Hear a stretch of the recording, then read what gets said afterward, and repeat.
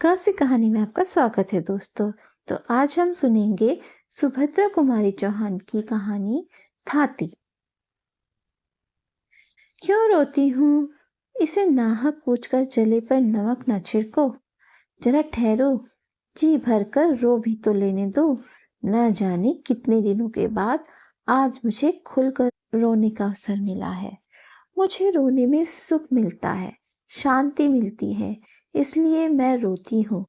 रहने दो, इसमें बाधा न डालो, रोने दो। क्या कहा? किसके लिए रोती हूँ? आह, उसे सुनकर क्या करोगे? उससे तुम्हें कुछ लाभ न होगा। पूछो ही ना तो अच्छा है। मेरी यह पीड़ा ही तो मेरी संपत्ति है, जिसे मैं बड़ी सावधानी से अपने हृदय में छुपाए हूँ। इतने पर भी सुनना ही चाहते हो तो लो कहती हूँ, किंतु देखो, जो कहूँ वही सुनना और कुछ पूछना ना। वे एक धनवान माता पिता के बेटे थे। ईश्वर ने उन्हें अनुपम रूप दिया था। जैसा उनका कलेवर सुंदर था, उससे कहीं अधिक सुंदर था उनका हृदय। वे बड़े ही नेक, दयालु और उदार प्रकृति के पुरुष थे। गांव के बच्चे उन्हें देखते ही खुश हो जाते। बूढ़े आशीर्वाद की वर्षा करते। स्त्रियां उन्हें अपना सच्चा भाई और हीतू समझती और नौजवान उनके इशारों पर नाचते थे। तात्पर्य यह है कि वे सभी के प्यारे थे और सभी पर उनका स्नेह था। मैं उन्हीं के गांव की बहू थी। मेरे पति वहीं प्राइमरी पाठशाला में मास्टर थे। घर में बूढ़ी सास थी, मेरे पति थे और मैं थी। महंगाई का जमाना था, मुश्किल से गुजर होती थी। घर के प्रायः सभी छोटे मोटे काम हाथ से ही करने पड़ते थे। एक दिन की बात है, मैं वैसे ही ब्याह कराई थी। मैं थी शहर की लड़की, वहां तो नलों में काम चलता था। भला कुएं से पानी भरना मैं क्या जानती। मेरी सास मुझे अपने साथ कुएं पर पानी भरना सिखा रही थी। अचानक वे न जाने कहां से आ गए। हंसकर बोले, क्या पानी भरने की शिक्षा दे रही हो माँ जी? आपने ऐसी अल्हड़ लड़की ब्याही क्यों, जिसे पानी भरना भी नहीं आता है? मैंने घूंघट के भीतर ही जरा सा मुस्करा दिया। सास ने कहा, बेटा इसे कुछ नहीं आता, बस रोटी भर अच्छा बनाती है। न पीसना न जाने न कूटना। गोबर से तो इसे जैसे घिन आती है। बड़ी मुश्किल से कहीं कंडे थापती है तो उसके बाद 10 बार हाथ धोती है। हम तो बेटा गरीब आदमी हैं, हमारे घर में तो सभी कुछ करना पड़ता है। दूसरे दिन मुझे अकेले ही पानी भरने जाना पड़ा। मैं रस्सी और घड़ा लेकर पानी भरने के लिए गई, पर दिल धड़क रहा था कि बनता है या नहीं। न सास साथ थी, न कोई कुएं पर ही था। मैंने घूंघट खोल लिया और रस्सी को अच्छी तरह से घड़े के मुंह पर बांधकर कुएं में डाल दिया। डब डब करके बड़ी देर से कहीं घड़े में पानी भरा। उसे खींचने लगी, किसी प्रकार खींचता ही न था। ज्यों त्यों करके आधी रस्सी खींच पाई थी कि वे सामने से आते हुए दिखाई दिए। कुआं उनके अहाते के ही अंदर ही था और बंगले में जाने का रास्ता भी वहीं से था। सामने से वे आते हुए दिखे।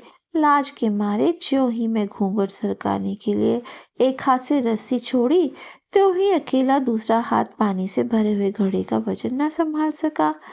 झटके के साथ रस्सी समेत घड़ा कुएं पे जा गिरा। मैं भी गिरते गिरते बची। 1 मिनट में यह सब कुछ हो गया। वे कुएं से बंगले के पास आ चुके थे। मैं बड़ी घबराई।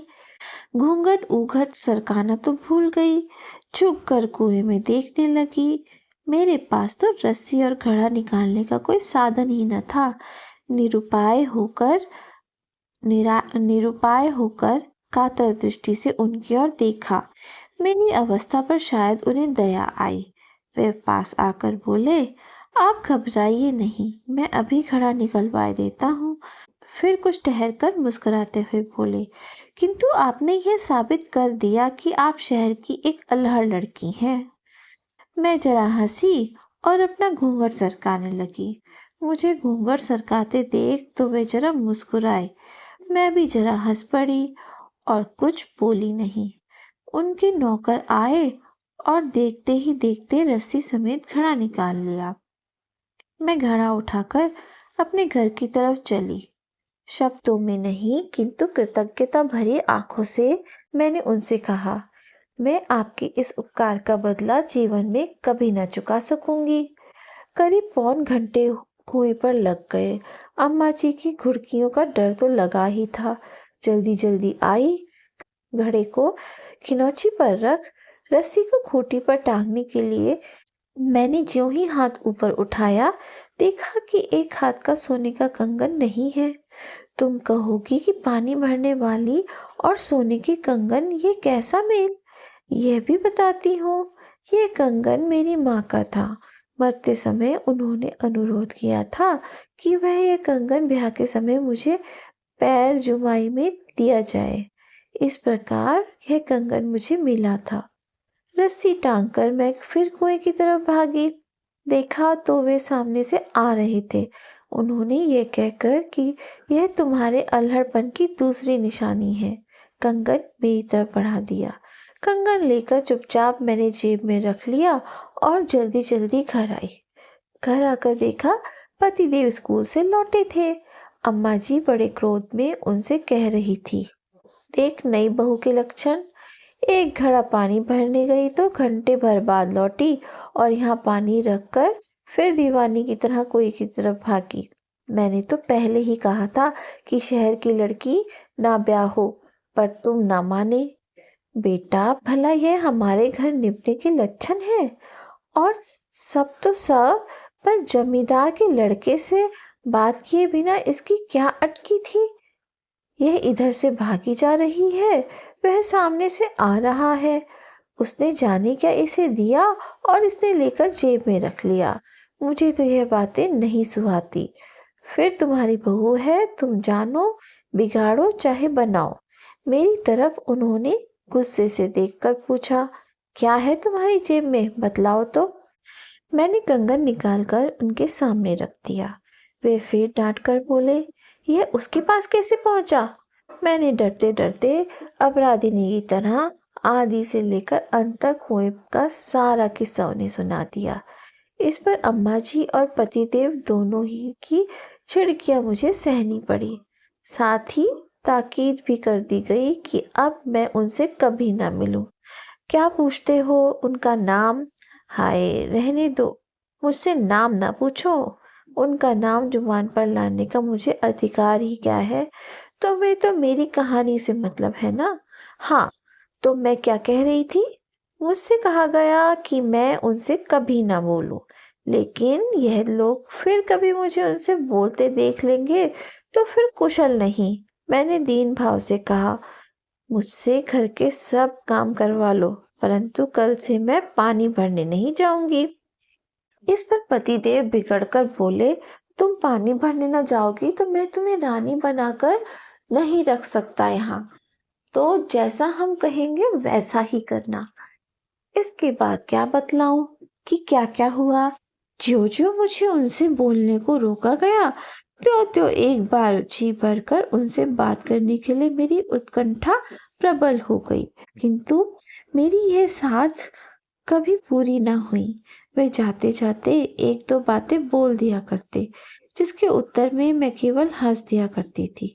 लेकिन लोग यह भी न सह सके और दिल का ताड़ बन गया। अब मुझ पर घर में अनेक प्रकार के अत्याचार होने लगे। हर 2-4 दिन बाद मुझ पर मार भी पड़ती, परंतु मैं कर ही क्या सकती थी? मैं तो उनसे बोलती भी न थी और उनका बोलना, बात करना मेरी शक्ति से भी परे था। उन्होंने मुझसे कभी भी कोई बात ऐसी नहीं कही थी जो अनुचित हो।